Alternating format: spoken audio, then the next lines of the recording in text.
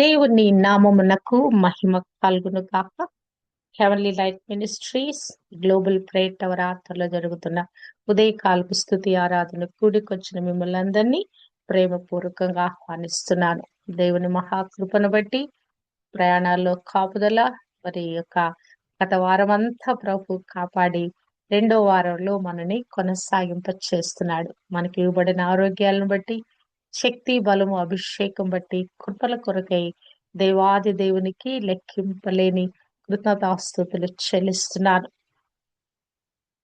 యోహాను సువార్త అధ్యాయంలో మరలా తిరిగి మొదలు పెట్టాము. 16వ అధ్యాయము ధ్యానిస్తున్నాము. మరి ప్రభు సిలువను సమీపిస్తున్న సందర్భంలో వారితో మనస్సు విప్పి గూఢమైన సంగతులన్నీ వారికి బయలుపరుస్తున్నాడు. మరి ప్రత్యేకంగా వారి ఆత్మలను మరి బలోపేతం చేస్తూ వారిని మానసికంగా సిద్ధపరుస్తూ మరి మాట్లాడుతున్న మాటల్లో మరి ఆయన వెళ్ళిపోయిన తర్వాత జరగబోయే సంభవాలని వాళ్ళకు కళ్ళకు కట్టినట్లుగా వివరిస్తూ వారిని మరి ఆత్మలో మరి స్థిరచిత్తులుగా తొట్టిల్లిన వారిగా ఉండినట్లుగా వారితో ఈ సంభాషణ చేస్తున్నాడు. మరి సమాజ మందిరములోంచి మిమ్మల్ని వెలివేస్తారు, మరి మిమ్మల్ని కొట్టి చంపుతారు. మరి ఇవన్నీ జరుగు కాలంలో మరి ఆ కాలం వచ్చినప్పుడు ఇవన్నీ ఆల్రెడీ మీతో చెప్పానని మీరు జ్ఞాపకం చేసుకోండి. మరి ఇవన్నీ ముందు ఎందుకు చెప్పలేదంటే అప్పుడు మీకు తట్టుకునే స్థైర్యం లేదని చెప్పలేదు. ఇప్పుడు వాటిని గురించి మీకు చెప్తున్నానని చెప్పినట్లుగా ఆ సంభాషణ వారి మధ్య జరుగుతున్నట్లుగా మనం చూడగలము. యోహాను సువార్త 16వ అధ్యాయము 5వ వచనము. ఇప్పుడు నన్ను పంపిన వాని యొద్దకు వెళ్ళుచున్నాను, నీవు ఎక్కడికి వెళ్ళుచున్నావని మీలో ఎవడు నన్ను అడుగుటలేదు. అయితే ఇప్పుడు ఇప్పుడు నన్ను పంపిన వాని యొద్దకు వెళ్ళుచున్నాను. ఆల్రెడీ సంభాషణ అంతా అయిపోతా ఉన్నది. సంభాషణను ప్రభు కంక్లూడ్ చేయడానికి ప్రయత్నిస్తా ఉన్నాడు. అంటే ఒక నిర్ణయాత్మకమైన మలుపు మరి ఆ యొక్క ఆ దినాలలో సంభవించబడిపోతోంది అనే విషయాన్ని వారికి ప్రస్ఫుటంగా బయలుపరుస్తా ఉన్నాడు. అంటే ఈ క్షణం వరకు ఆయన శిష్యులు మరి రాబోతున్నటువంటి ప్రభు చెప్తున్న మాటలన్నీ కూడా వారు కూడా ఊహిస్తా ఉన్నారు, తలస్తా ఉన్నారు. ఏమి కావచ్చు, ఏమి సంభవించవచ్చు, మరి ఎలా ఉండొచ్చు, ఇవన్నిటిని కూడా వారు ఆలోచిస్తా ఉన్నారు కదా. మరి యూదా మరి ద్రోహం చేస్తాడని చెప్పటం, నన్ను సిలువకు అప్పచెప్తాడని చెప్పటం, మరి ప్రభు మరి నేను వెళ్ళిపోతున్నానని చెప్పటం, ఇవన్నీ అంతకు ముందు మరి ఆ అంతకు ముందు దినాలలో మరి గత దినాల్లో చెప్పలేదు గాని ఇప్పుడు చెప్తున్న మాటలు మరి మరి ఏమంటున్నాడు ఇక్కడ ప్రభు, నేను ఎక్కడికి వెళ్ళుచున్నాను అని మీరు అడగటలేదు.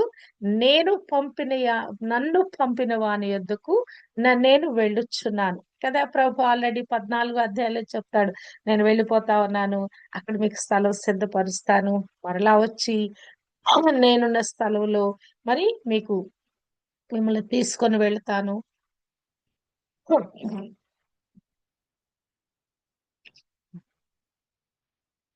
నేను వెళ్ళే ఆ స్థలం ఏంటో, ఆ మార్గం ఏంటో మీకు తెలుసు. ఇవన్నీ కూడా వారికి చెప్తూ వస్తున్నాడు. మరి మీకు నా సమాధానం కలుగునట్లుగా ఈ మాటలు మీతో చెప్తున్నాను. మీకు లోకంలో శ్రమ కలుగుద్ది, అయినను ధైర్యం తెచ్చుకోండి, నేను లోకాన్ని జయించి ఉన్నాను.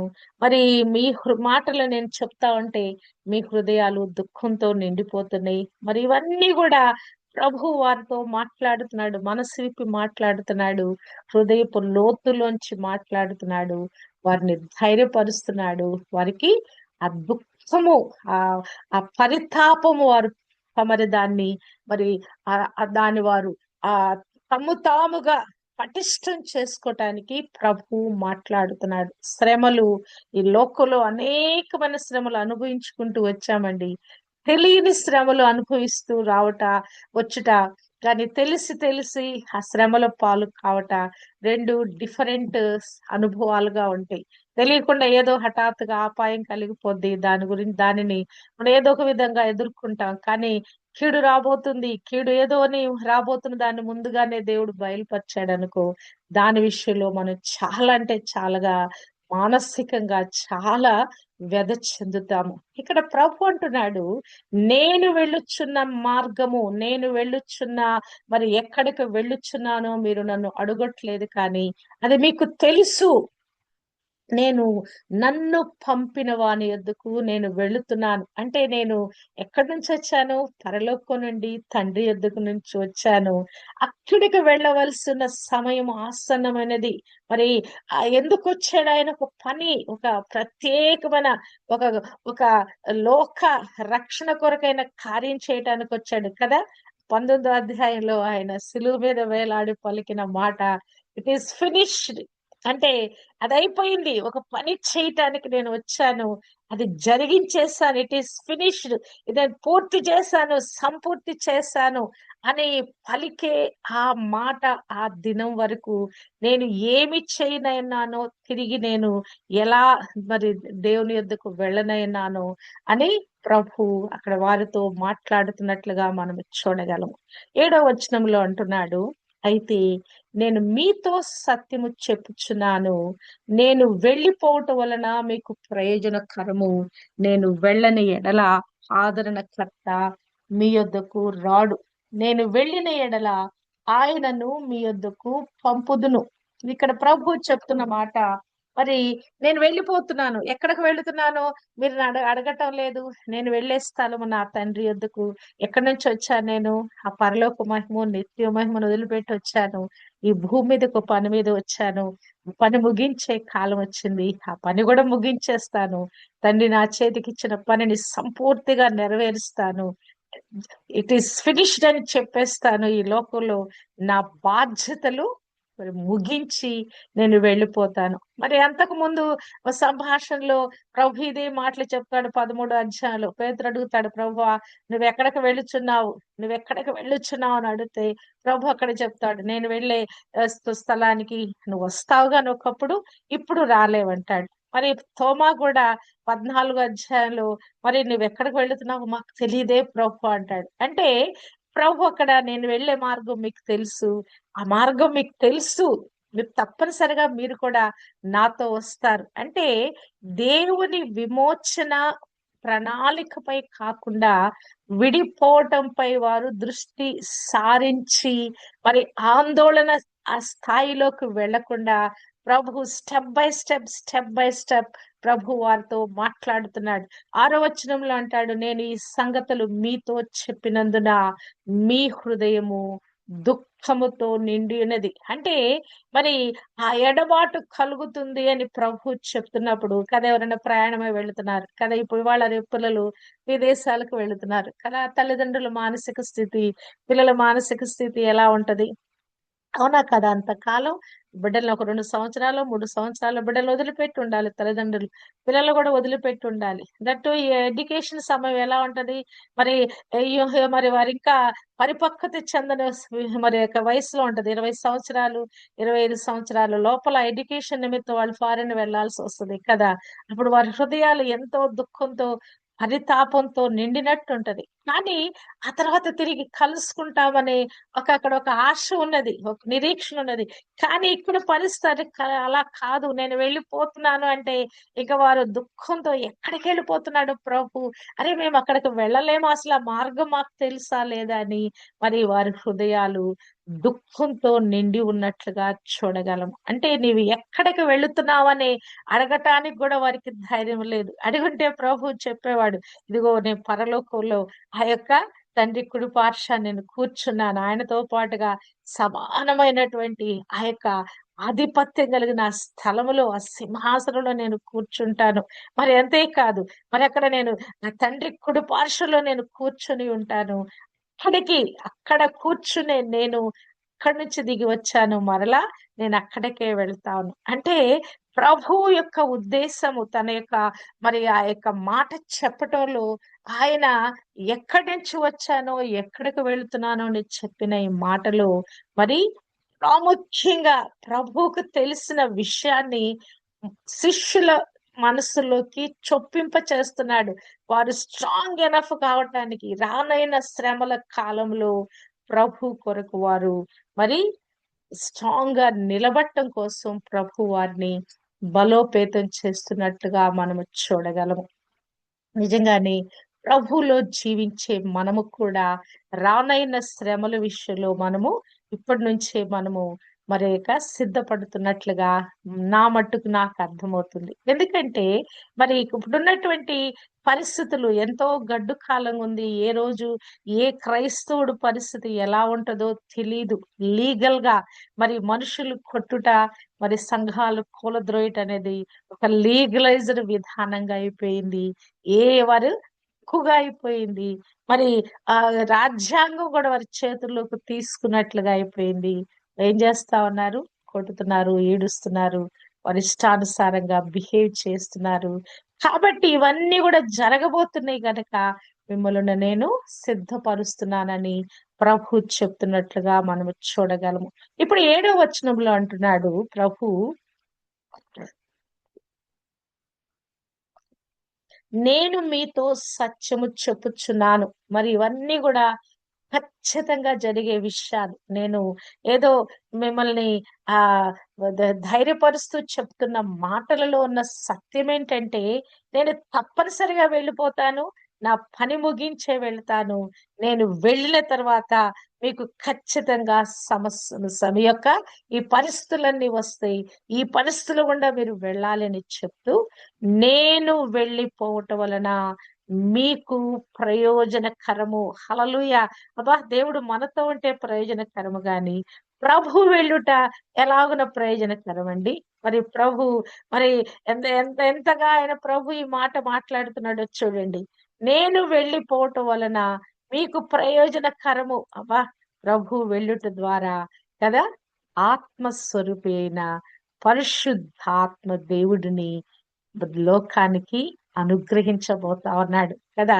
పరిశుద్ధాత్మ దేవుడు మీతో ఉండుటకు, మీలో ఉండుటకు, ఒక ఆదరణకర్తగా, ఒక సహాయకారుడుగా, మిమ్మల్ని సర్వ సత్యములోనికి నడిపించువాడుగా, మీ లోపలుండి మిమ్మల్ని ధైర్యపరచువాడుగా, బలపరచువాడుగా, మీ చేయి పట్టి నడిపించువాడుగా, మరి ఆయన మీ కొరకు అనుగ్రహించబడబోతున్నాడు. నేను వెళితే అంటే తండ్రి అయిన దేవుడు ఆత్మస్వరూపుగా ఉన్నాడు. కుమారుడైన నేను శరీర రూపంలో ఉన్నాను. తిరిగి నేను మరి ఆత్మస్వరూపుడనై తిరిగి వెళ్ళినప్పుడు మరి ఆత్మస్వరూపిగా ఉన్న పరిశుద్ధాత్మ దేవుడు తిరిగి ఈ భూమి మీదకి వస్తారు. మేము అందరము కూడా ఆత్మలో ఉన్నవారమే, ఒక్కటిగా ఉన్నవారమే. ఆయా కాలాల్లో మా పనులు మేము చేస్తూ వస్తున్నాము. మానవుడు నరావతార రూపంలో ఉన్నాడు కనుక నేను నరరూపము దాల్చి మరి భూమి మీద మానవులు పడే ప్రతి శోధనను నేను కూడా నా శరీరంలో భరించి మానవుని ఆ శోధన నుంచి తప్పించటానికి ఒక ప్రాక్టికల్ చూపించటానికి నేను వచ్చాను. నన్ను పోలి నడుచుకునేవాడు నేను ఎలాగున ఈ శోధనలన్నీ జయించానో వాడు కూడా జయించగలడనే మాదిరి చూపటానికి నేను వచ్చాను. తండ్రికి ప్రియమైన కుమారుడుగా నేను ఉండి మరి ఇవ్వబడిన బాధ్యతనన్నిటిని కూడా నేను విజయవంతంగా ముగించి వెళ్తున్నాను. నా పోలికలో నడిచే మీరు కూడా మీ బాధ్యతలన్నీ చక్కగా ముగించాలి. మరి నేను వచ్చినప్పటి నుంచి మరి నేను పరిచర్య ప్రారంభించిన దగ్గర నుంచి నన్నెంతగానో హింసించి, దూషించి, ఎంతగానో బాధపెట్టిన ఈ లోకము మరి నేను నా పని ముగించి వెళ్తున్నాను. ఈ శ్రమల్లో నేను ముగించి వెళ్తున్నాను. మరి మీకు కూడా శ్రమలు రాబోతున్నాయి.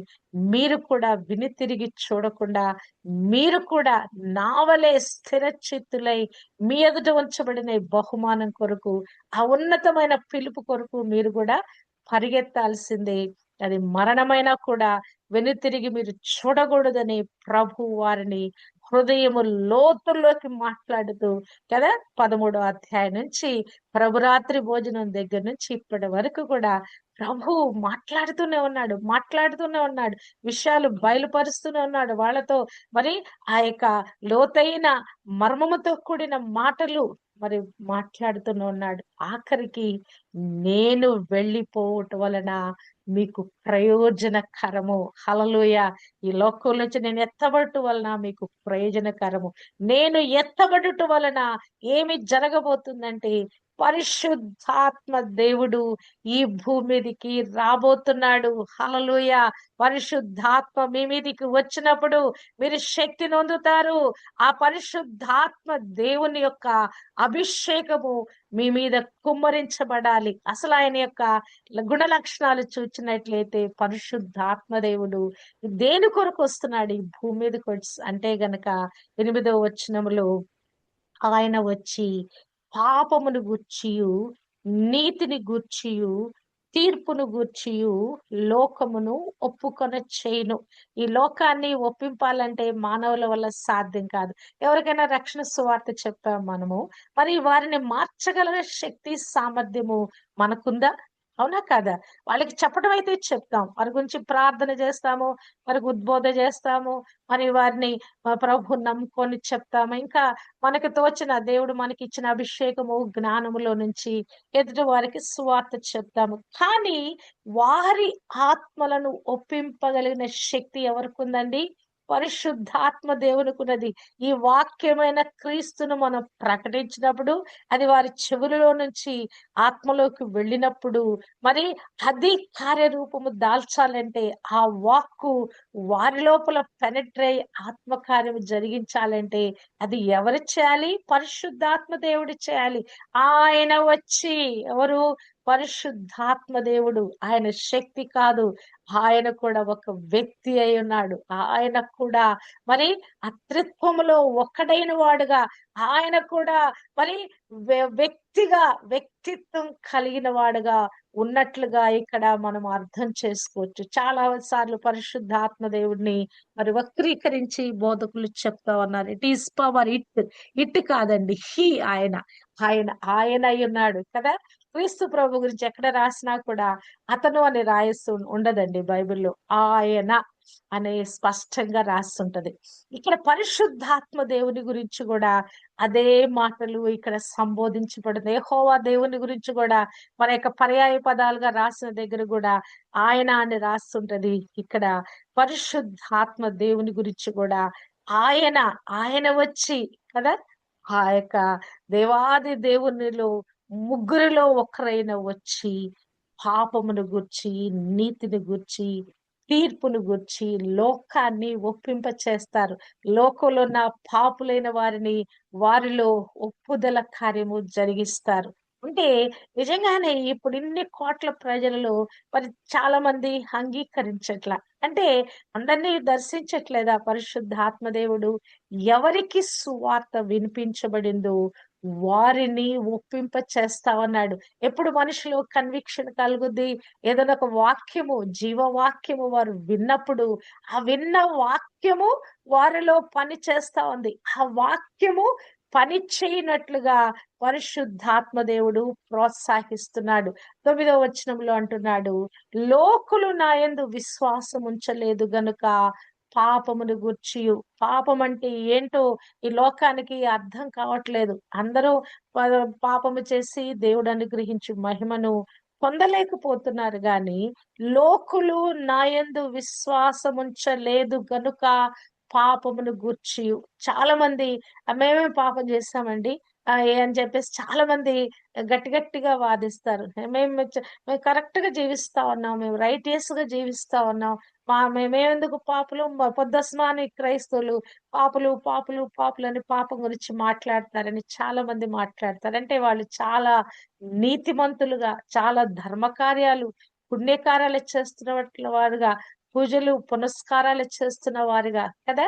మరి వారు మరి ఎన్నో రకాల పూజలు, రకరకాల క్రతువులు, రకరకాల మరి ఆయన విధానాలైన పూజా విధానాలు కదా! అట్టి విధంగా ఎంతో భక్తి కలిగిన వారుగా మేమున్నాం గనక, అసలు పాపం అనేది మా జీవితాల్లో లేదని మరి ఘంటాపథంగా చెప్తారు. చాలా సార్లు ఏదన్నా ఆఫీస్‌లో గాని, ఏదన్నా ఒక చిన్న విషయంలో, ఏదన్నా సంభాషణలొచ్చినప్పుడు ఇట్లా తీవ్ర స్థాయికి వెళ్ళిపోయాయి. కానీ పాపం అనేది జన్మ పాపము. ఆదాము అవ్వల పాపము మానవుని ఏలుతుందని, ఈ యొక్క భక్తి కార్యక్రమాలు లేకుంటే మానవుని నీతి క్రియలన్నీ మురికి గుడ్డలనే సంగతి వారికి అర్థం కాక వారు బోస్ట్ చేసుకున్నట్టుగా మాట్లాడతారు. తప్పనిసరిగా మరి తలస్నానాలు చేయటం, పూజలు చేయటం, రకరకాలుగా ఆఫీసులో గూడా పటాలు పెట్టి పూజలు చేయటం. ఇదంతా గూడా భక్తిగా మరి వారు మరి పాపమే లేదన్నట్లుగా మరి బిహేవ్ చేస్తున్నారు. ఇక్కడ పరిశుద్ధాత్మ దేవుడు లోకులు నా యందు విశ్వాసం ఉంచలేదు గనక పాపమును గూర్చి ఎక్కడ విశ్వాసం పెట్టాలి వాళ్ళు? క్రీస్తు ప్రభు చేసిన శిలువ బలియాగం మీద వారు విశ్వసించినప్పుడు ఆ పాపమేంటో వారికి బయలుపరచబడింది. ఎందుకు ప్రభు సిలువలో వేలాడవలసి వచ్చిందో, మరి ఎందుకు ఆయన మరి ఆ పాప ప్రాయశ్చిత్త బలియాగం చేయవలసి వచ్చిందో వారికి అర్థమైనప్పుడు వారు పాపులమని వారికి గ్రహింపు కలుగుద్దండి. పరిశుద్ధాత్మ దేవుడు వారికి ఆ గ్రహింపు అనుగ్రహింప చేస్తాడు. ఆ వాక్యము వారికి అర్థమయ్యేటట్లుగా, ఆ వాక్యము వారిలో పెనెట్రేట్ అయినట్లుగా, ఆ వాక్యము వారికి మరి అదొక దిక్సూచిగా మారిపోయేటట్లుగా పరిశుద్ధాత్మ దేవుడు సహాయం చేస్తాడు. గొప్ప గొప్ప దైవజనులు కానీ ఎవరైనా సాక్ష్యము మరి ఎట్లా మీరు రక్షింపబడ్డారంటే ఏదో ఒక మాట మమ్మల్ని ఆకర్షించింది కదా! ఒకప్పుడు కరపత్రికలు పంచేవాళ్ళం. ఎవరో గొప్ప దైవజనుడికి కరపత్రికలో చినిగిపోయిన ఒక చిన్న పేపరు మరి ఈయన చావుకి ఆత్మహత్య చేసుకోవడానికి వెళుతున్నప్పుడు అందులో ఉన్న ఆ చిన్న పేపర్ చినిగిపోయిన ఆ పేపర్‌లో నుంచి చిన్న వాక్కు అతన్ని ఆకర్షించి అతను ఆ యొక్క ఆత్మహత్యను విరమించుకొని దేవుని యొద్దకు వచ్చి వేశాడంట. పరవస్తు చిన్న సూర్యనారాయణ ఆయన ఒకాయనున్నాడు. ఆయన చిన్నప్పుడు మనం పంచతంత్ర కథలు చదువుకున్నాం గదా! చిన్నయి సూరి గారని. ఆయన తాలూకు వ్యక్తి అన్నమాట. ఆయన గుడిలో పూజారి, ప్రధాన పూజారిగున్నాడంట. మరి ఆయన ఒక రోజున మా పూజా సామాగ్రి కొనటానికి వెళ్తున్నాడంట. ఆయన పంచె గట్టుకొని, పిలక వేసుకొని, ఆ జంజి అన్నీ యేసుకొని, ఆ పైన కండు వేసుకొని, వాళ్ళు పైన వస్త్రాలేసుకోరు గదా! అట్లా వెళ్తా ఉన్నాడంట పూజా సామాగ్రి కొనటానికి. అక్కడ మరి కన్యక గర్భవతి అయి కుమారుని కనునని ఆ యొక్క క్రిస్మస్ డేస్ అన్నమాట. అక్కడి నుంచి వర్తమానం వినిపిస్తా ఉందంట. అక్కడ ఆగిపోయాడంట ఆయన. ఆయన అప్పటికి తన ఆ గర్భగుడిలో అనేకమైన తాళపత్రాలున్నాయంట. అవన్నీ గూడా చదువుతున్నాడంట.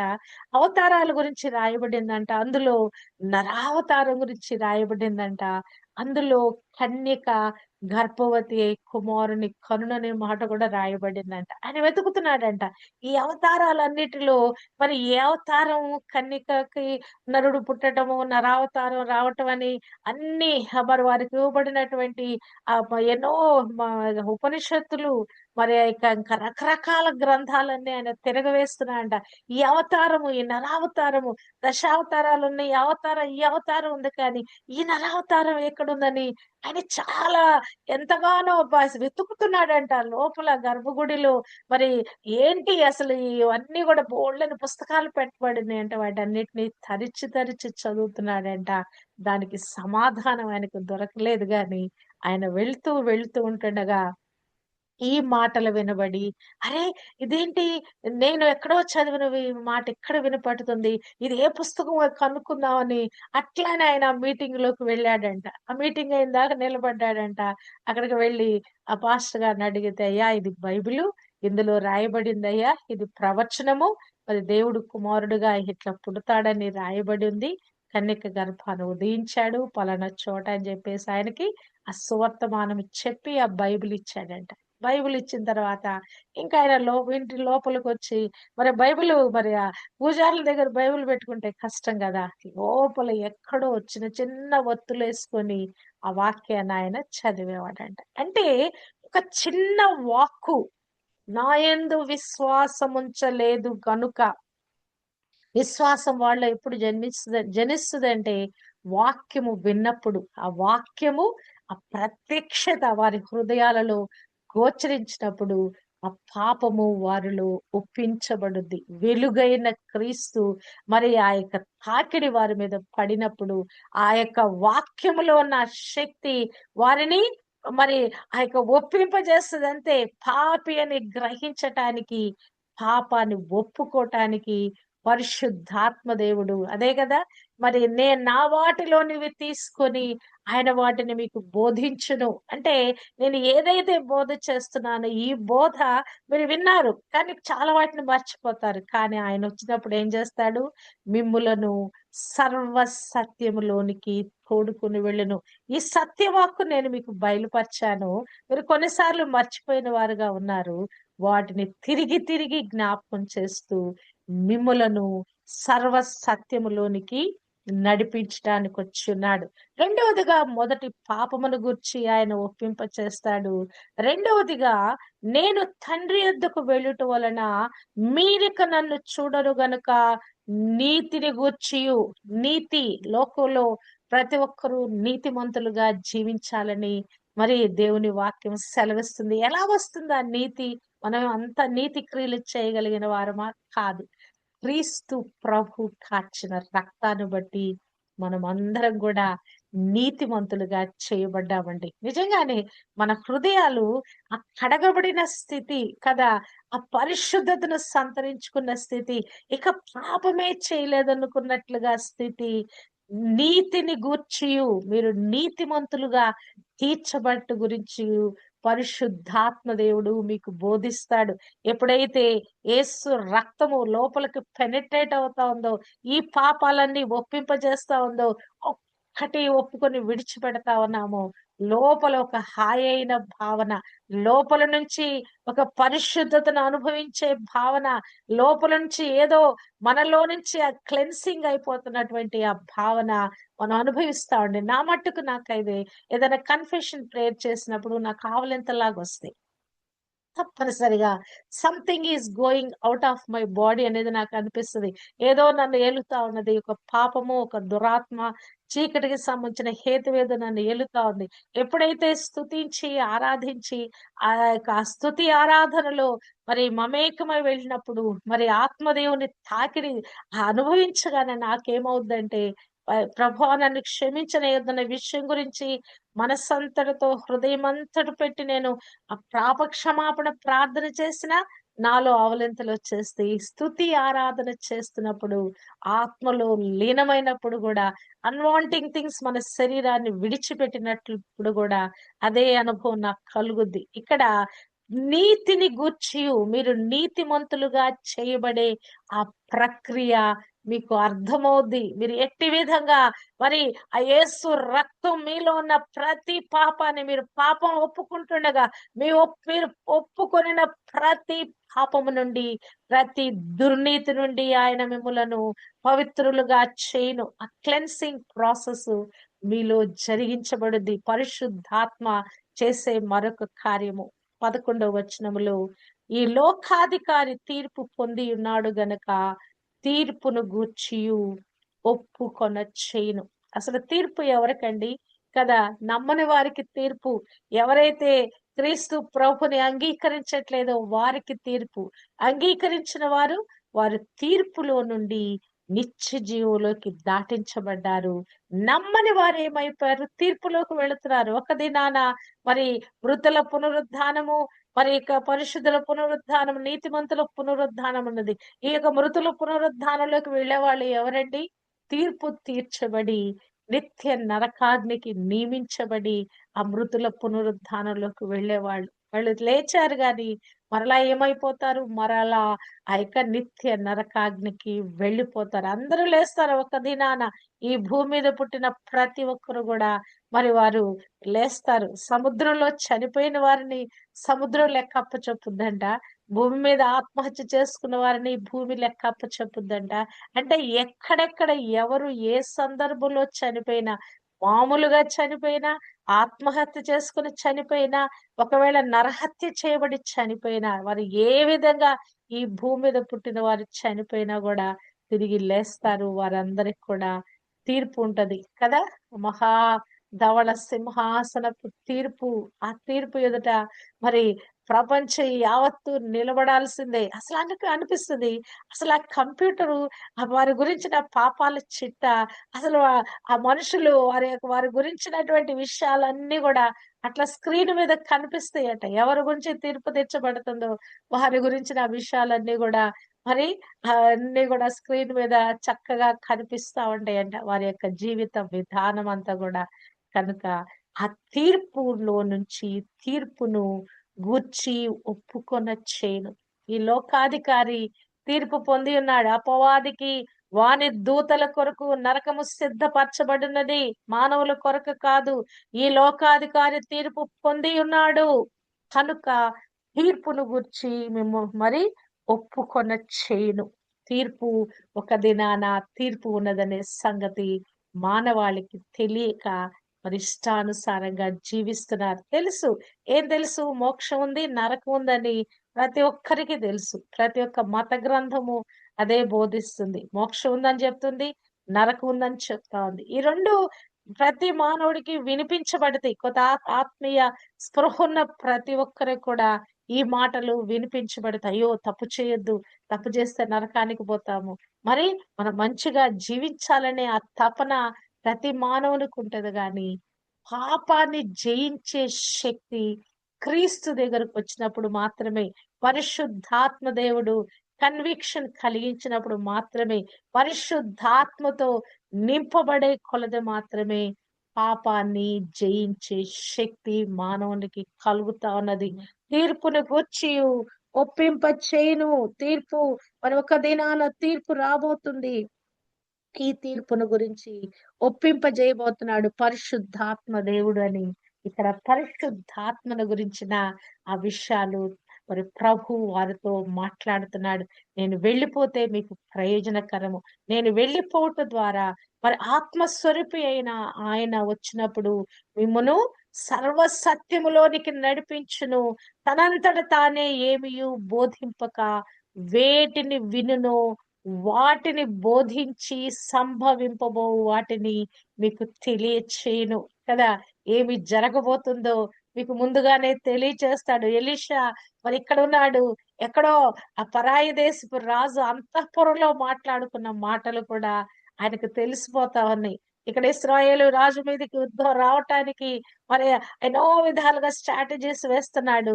అది ఎలీషాకు బయలుపరచటం, ఎలీషా ఈ రాజుని హెచ్చరిక చేయటం, ఇశ్రాయేలు రాజు కేర్ తీసుకోవటం. అనేకమైన సార్లు ఇట్లా జరిగిన తర్వాత అప్పుడు ఆ రాజుకు డౌట్ వచ్చింది. ఏంటి మనలో ఎవరైనా మరి మన విషయాలు తీసుకెళ్ళి వాళ్ళకి చెప్పేటువంటి మనలోనే ఎవరైనా గూఢచారులు ఉన్నారా?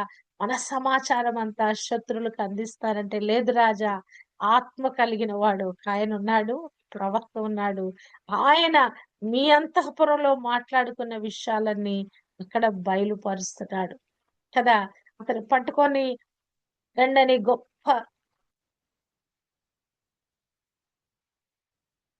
ఆ సైన్య సమూహాన్ని గూడా పంపించినా గూడా వారికి కూడా అంధత్వం కలుగచేసి వారికి మరలా చూపించి వారికి భోజనం పెట్టి పంపిస్తాడు ఎలీషా. అంటే ఆత్మ దేవుడు ఎట్టి విధంగా కార్యము చేస్తాడు.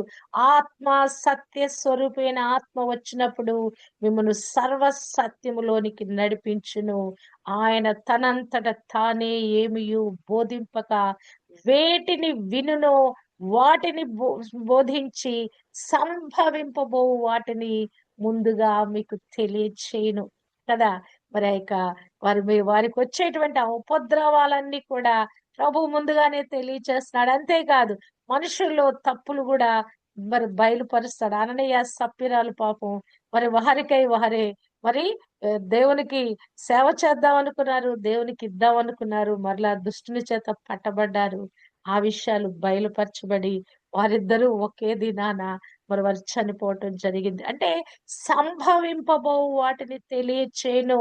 అప్పటికప్పుడే ఆత్మలో అక్కడ ఏమి జరుగుతుందో అవన్నీ గూడా ఆత్మ దేవుని ద్వారా బయలుపరచబడతాయి. హల్లెలూయా!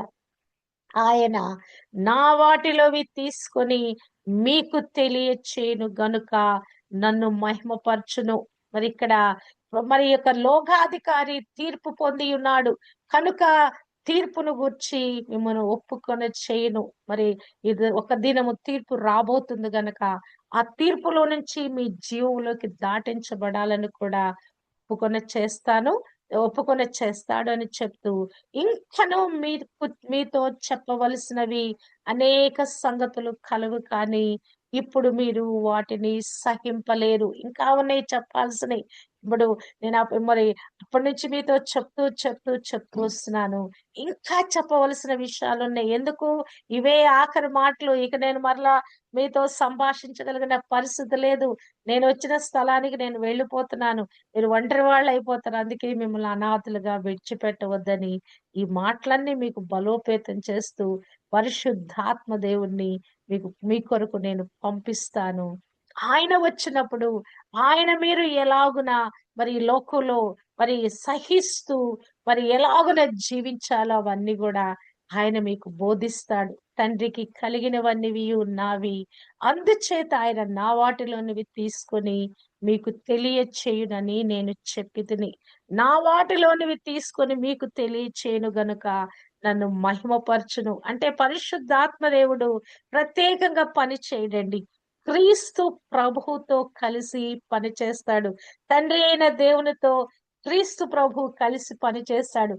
నేను తండ్రి ఏకమై ఉన్నామని చెప్పిన సారాంశం అంతట్లో ఆయన ఎప్పుడు కూడా నేనే పని చేస్తున్నాను, ఇది నా జ్ఞానము, ఇది నేనే అట్లనూ చెప్పల. నేను ఏం విన్నానో, నేను ఏమి చూచానో అదే మీకు బోధిస్తున్నాను. ఆ క్రియలే చేస్తున్నాను. తండ్రి నేను ఒకటే ఉన్నాం. ఇక్కడ కూడా పరిశుద్ధాత్మ దేవుని గురించి చెప్పేటప్పుడు గూడా నా వాటిలోనివి తీసుకొని ఆయన తనంతట తానే ఏమీయు బోధించక వేటిని వినునో, ఏదైతే నేను చేసిన బోధుందో దానినే ఇంకా విడమర్చి సత్యము నేను బోధించాను. మిమ్మల్ని సత్యములోకి తీసుకుని వెళ్తాడు. తండ్రికి కలిగినవన్నీవి నావి. అందుచేత ఆయన నా వాటిలోనివి తీసుకొని మీకు తెలియచేయునని మీతో చెప్పితిని. ఇక్కడ ప్రభు వారికి ఒక కంక్లూజన్ ఇస్తా ఉన్నాడు. మీకు నేను వెళ్ళిపోయినా తోడుండటానికి, మరి ఎల్లప్పుడూ మీతో ఉండటానికి, మీరు ఆదరణ పొందుకోటానికి, బలం పొందుకోటానికి, ధైర్యం కలిగి జీవించటానికి, ఈ మాటలు ఎల్లప్పుడూ మీకు జ్ఞాపకం చేయటానికి, మీరు నీరస పడిపోకుండా, నిరాశ పడిపోకుండా, వెనుతిరిగి చూడకుండా, మిమ్మల్ని వెన్నతట్టుతూ, ప్రోత్సహిస్తూ, ముందుకు కొనసాగింప చేయటానికి పరిశుద్ధాత్మ దేవుడిని మీ కొరకు నేను పంపిస్తాను. నేను వెళ్ళిపోతే మీకు ప్రయోజనకరమని ప్రభు వారిని ధైర్యపరుస్తూ మాట్లాడుతున్నాడు. నాకు కూడా ఇదే ధైర్యం అండి. ఆత్మదేవుని